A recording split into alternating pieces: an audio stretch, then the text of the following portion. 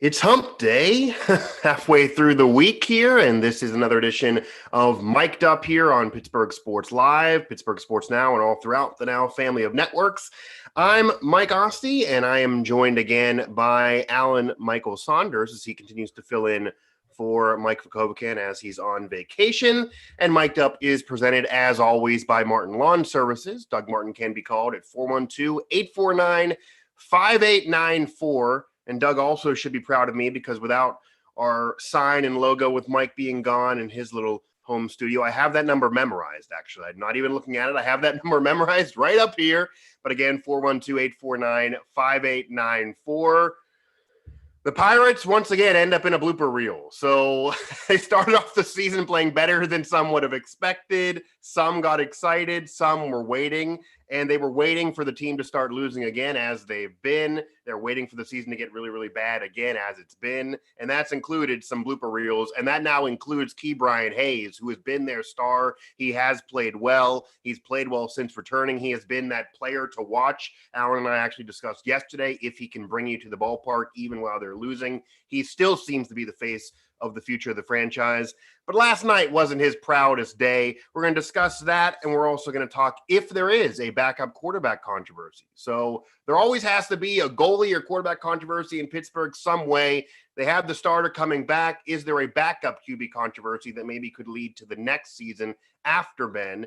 And then maybe even some news or some update on some news about a Pitt transfer. We discussed last week, Mo Guy joining the Panthers, but now officially joining the Panthers. So we'll get Alan's thoughts on what he can do as a bridge in this next season under Jeff Capel. So Alan, we got to start there. We added a headline by the humor of last night, and Ke'Bryan Hayes, I really got to feel, is that one player that nobody's really picking on the Pirates, even while they haven't been winning and have at some point been an embarrassment with the previous looper reel. He's obviously played well, hit a homer the other night, could have had another one, hit a dinger. I got the notification before I even turned the game on. Then I see it taken away. Then I turn it on, see what went down. He misses first base, which they teach you in Little League. Once you can hit dingers, you got to hit them, touch them all in order for that home run to count. I mean, obviously the Dodgers did nothing wrong. They're just following the rules and taking advantage of a mistake by a Pirate. But just what was your initial reaction? How bad was it? How much does it belong on a blooper reel? And what does this say about the totality of this season that even Ke'Bryan Hayes are going to join in on the ridiculousness because he's been that one player that's kind of been above it all and at least playing regular baseball? Yeah, I mean, I think it's like this is the kind of stuff that happens when you play bad baseball. I don't think it's any kind of indictment on Ke'Bryan Hayes personally or the coaching staff or anything like that. Right. I just think these are the kind of things that happen when you're a team that's obviously out of it and people lose focus. And that's all this is that Hayes has to know when he's going around there that he didn't touch the bag and he's got to go back. I mean, and that was it wasn't a clear-cut home run. So he's trying to make sure he gets to second, but right. You got to make sure that you touch the base, and if you don't, you got to go back. But why is this a rule? Like, why only in baseball do we nitpick about the dumbest? Does anybody care what he does after the ball? After the ball goes over the fence, how can you possibly be out? It's so stupid. It just makes no sense. You've hit the ball out of the ballpark. Right. Right. It's gone. You can't get it back. Go sit down. Score. I don't know. Why do they have to run around the bases? It's dumb. It's very baseball that you have these stupid rules that nobody really cares about that then it doesn't really end up impacting the game because, let's be honest, I think the Pirates were catching the Dodgers no matter what, but maybe it's different. Maybe they get out to a lead there and maybe things go a little differently, but it was a close game. I mean, honestly, there was thoughts in my mind that if they were going to win a game against a team that you never thought they would beat, it'd be funny if it was this way after losing the home run to start things off. Reynolds did crack one.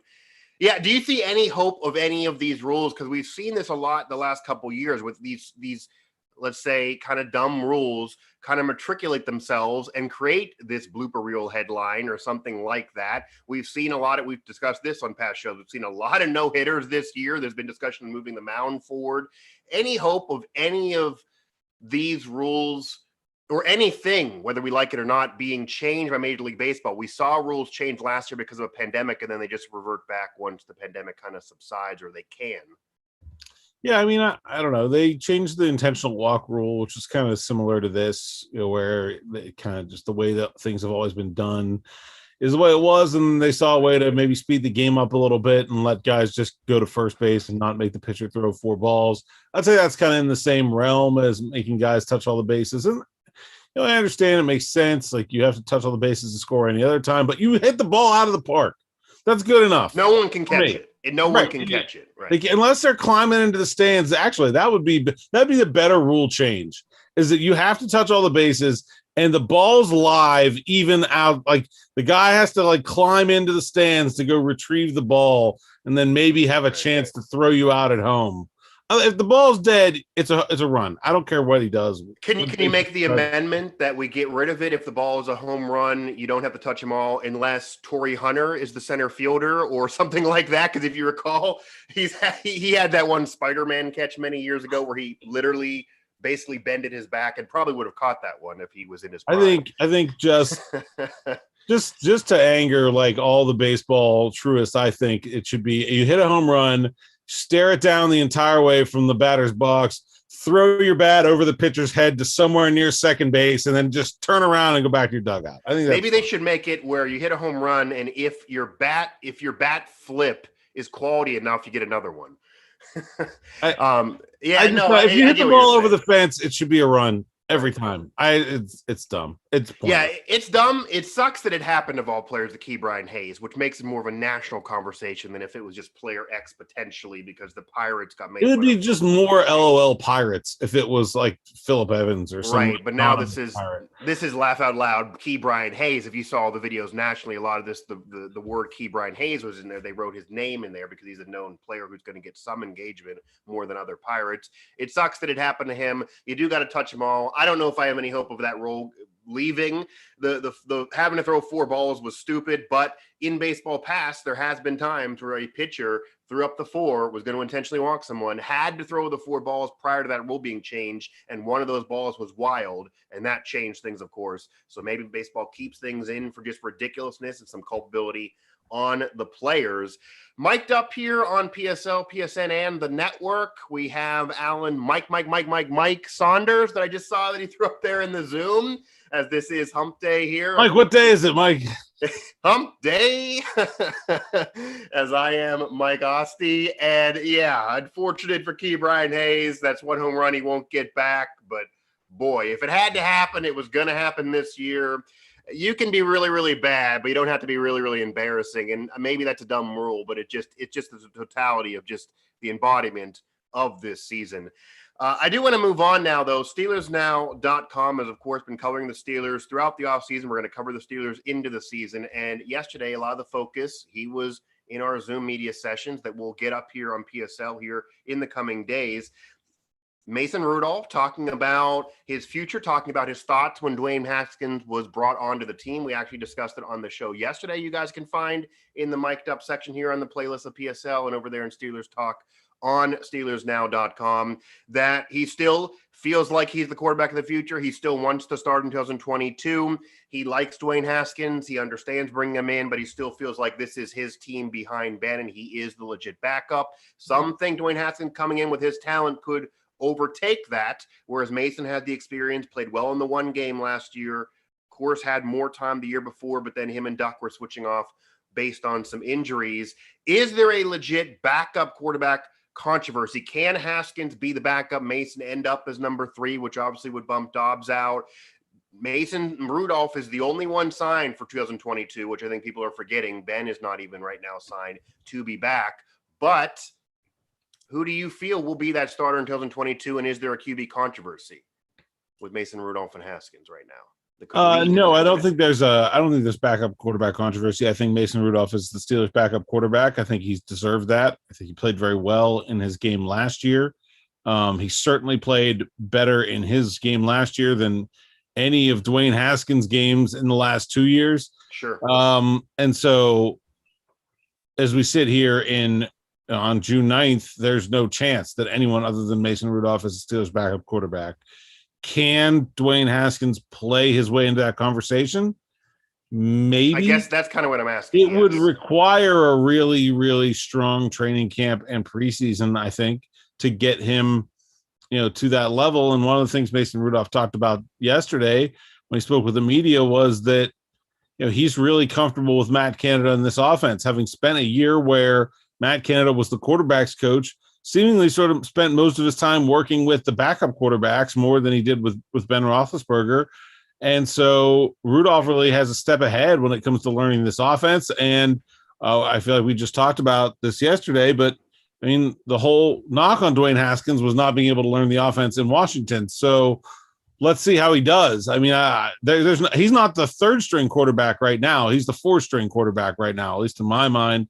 I think Josh Dobbs would get an opportunity ahead of him just based on his track record with this team and in this city. But Dwayne Haskins clearly has the talent level to get there. It's just a question of will he be able to show that in what's going to be limited opportunities? You're talking about what he's going to play, maybe one whole game of preseason football, a couple quarters, put together. It's going to have to be pretty impressive from him. And also, I think Mason Rudolph would have to reverse the progress he's made. If we see Mason Rudolph continuing to get better, like we saw from the beginning of 2019 to the end of 2019 to when he played last year, if he continues with that progression, I don't think Dwayne Haskins has any chance to catch him. I think, and the fact that he's, the Steelers went out and signed him to a contract for 2022 this offseason. Yeah, he's the only one under contract. Haskins is a restricted free agent. So, I mean, he could be back for very little if the Steelers want him back. But there's a reason he's the one that's on a long-term contract, and that they brought Dobbs back on a one-year deal. They bring in Haskins on a one-year deal. There's a reason Rudolph, they went out of their way to sign him to an extra year. It's because they're comfortable with him. And I do think that if Ben Roethlisberger is not back in 2022, that Mason Rudolph would be the overwhelming favorite to be the starting quarterback as things stand right now. And he would be the one that's had the experience. He'd be the one that's been there the longest. And maybe Dwayne Haskins can compete, and maybe Dwayne Haskins can beat him out in training camp. We did see the Steelers have training camp change their plans a couple years ago when we were down there in Latrobe, some could argue, where I believe the Steelers kind of probably leaned towards thinking Josh Dobbs. A lot of the public and media thought Josh Dobbs was more of the guy behind Ben, or more the backup than Mason Rudolph at that point. Mason Rudolph played better in camp, and that changed, and Dobbs ended up being traded. He's now back. So training camp can change your mind. It can change things. And I think the question exists because Dwayne Haskins, by being a former first-round pick, having the arm strength that we discussed, even though it's much more about the off the field from him, that's why he's gone from Washington, that he has maybe more talent than anybody there besides Ben. And if you take Ben's age into consideration, maybe he has the most talent, but he hasn't proven it. He hasn't done it. When he's been on the field, he's been worse than Mason. And what your point is, it's very, very valid. Kevin Colbert, Ben Roethlisberger, Mike Tomlin, other members of the Steelers offense now since last year, and even former offensive coordinator for the Steelers and Randy Fichtner, were raving about Mason Rudolph's progress. So they're not going to say that and just sink the guy without giving him a legit shot and an advantage going into camp. Yeah, I think the perception of Mason Rudolph within the team and without the team is drastically different. I for some reason, I don't understand it. There's this impression among Steeler fans that Mason Rudolph can't play, doesn't have any talent. That's not what the Steelers think. No. First of all, I think that's wrong. And second of all, the Steelers do not think that at all. The Steelers think that he is a promising quarterback that throws a great ball. I don't understand I don't get it at all. It's not like that 2019 team was perfect, when Ben Roethlisberger, before he was hurt. But, Rudolph was clearly not really ready for that amount of playing time, and he obviously came back way too soon from the concussion he suffered against Baltimore. I think that really impacted the way he played in the middle of the season. That's why he lost his job to Doc Hodges for a little bit. But I thought when he came back at the end of the year, he was exactly the guy that we thought it'd be. And he was even better than that when he played last year at Cleveland. I think he deserves. I don't think it's just hey, he's the best option because he's the guy the Steelers have right now. I think he deserves an opportunity to show what he can do as a starter if Ben Roethlisberger doesn't return for 2022. And let's not just totally discount that chance either, just because his contract is going to void and he'll be a free agent again. I think if Ben Roethlisberger goes out there and plays really well, compared to his standards, I don't see any reason why he wouldn't want to come back for 2022. Outside of maybe they go win the Super Bowl and he wants to ride off into the sunset like his good friend Jerome Bettis. But I think if he's still chasing it and still pushing it and they feel like they're close, I could see him coming back, certainly. I think it's absolutely a real possibility he could if the season goes well by his standards. If I had to bet, I would probably say he's not back the next season. And I think the conversation probably by some is figuring he wouldn't be because of his age. But we also know there are many quarterbacks playing upwards into their 40s in this area, even though Ben's a little beat up. But say Ben's not back, Mason Rudolph has to right now have the keys, has to right now have the advantage. And certainly if Ben misses a game next year, barring anything crazy going on with Mason Rudolph and his injury that he hasn't had to be too much of an issue, except a couple years ago, he would be the guy. He would be the guy that would go in there. They'd have confidence. I think they definitely feel like he's become a legit backup at minimum. I think they feel like there is promise there to be more. I don't know if they in any way are saying they have seen the lights of him being a lead or a future Hall of Famer, but I don't think grading him off 2 years ago when it was Mason and Duck wasn't great either, even though he was a little bit more handcuffed, so couldn't make as many mistakes.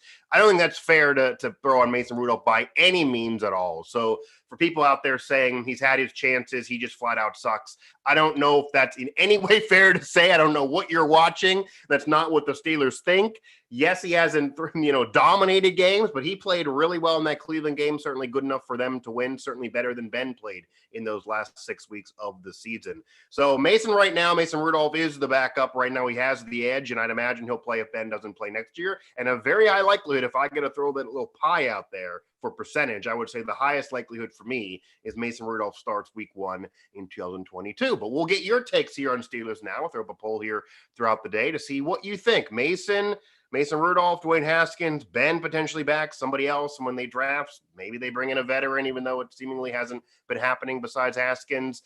We will now close Mic'd Up here on PSL, again, presented by Martin Lawn Services.